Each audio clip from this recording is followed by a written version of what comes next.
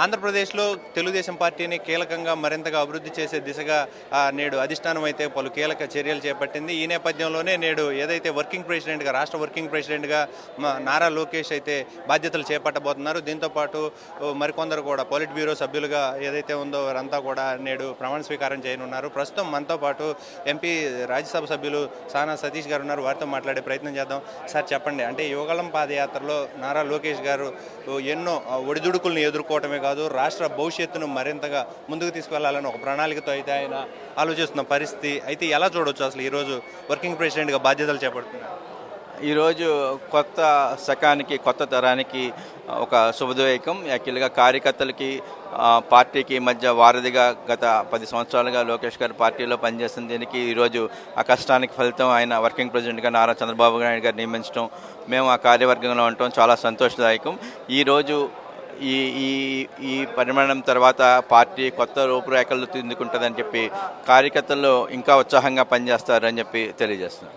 Sir, అంటే ప్రస్తుతం కార్యకర్తల్లో కూడా లోకేష్ గారే సీఎం అవ్వాలని చెప్పని కొంత ఆనందాన్ని అయితే వ్యక్తం చేస్తున్న పరిస్థితి. అంటే సీఎం అవుతారు అని చెప్పని వస్తున్న వార్తలు, అసలు దీన్ని ఎలా చూస్తారు?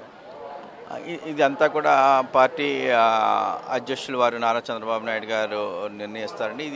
దీని వరకు ప్రత్యేకంగా చెప్పగలిగేది ఏం లేదు. ఈ పార్టీలో ఇప్పుడే వర్కింగ్ ప్రెసిడెంట్ అయ్యారు.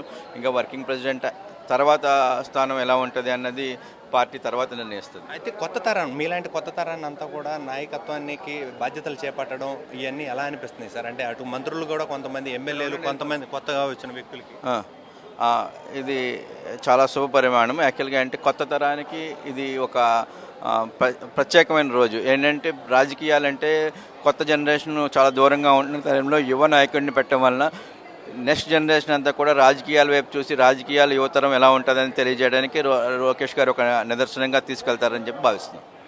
Thank you. ఇది ప్రస్తుత పరిస్థితి. ఏదైతే నేడు వర్కింగ్ ప్రెసిడెంట్ గాను, అదేవిధంగా రాష్ట్ర పొలిట్ బ్యూరో సభ్యులు ఎవరైతే ఉన్నారో వీరంతా కూడా ప్రమాణ స్వీకారం చేయడం చాలా ఆనందంగా ఉంది. పార్టీని మరింత బలోపేతం చేయడంతో పాటు యువతరాన్ని కూడా ప్రోత్సహిస్తున్న పరిస్థితి. రాబోయే రోజుల్లో ఏదైతే ఉందో పార్టీని మరింత బలోపేతం చేస్తూ, అదేవిధంగా అధికారికంగా ప్రజలందరికీ కూడా ఏదైతే ఉందో అభివృద్ధి సంక్షేమ పథకాలన్నిటినీ కూడా క్షేత్రస్థాయిలోకి తీసుకువెళ్లేందుకు కృషి చేస్తామని చెప్తున్న పరిస్థితి అయితే కనబడతా ఉంది. కెమెరామెన్ రాజ్ కుమార్తో శ్రీహరి, ప్రైమ్ 9 తెలుగుదేశం పార్టీ కార్యాలయం నుంచి.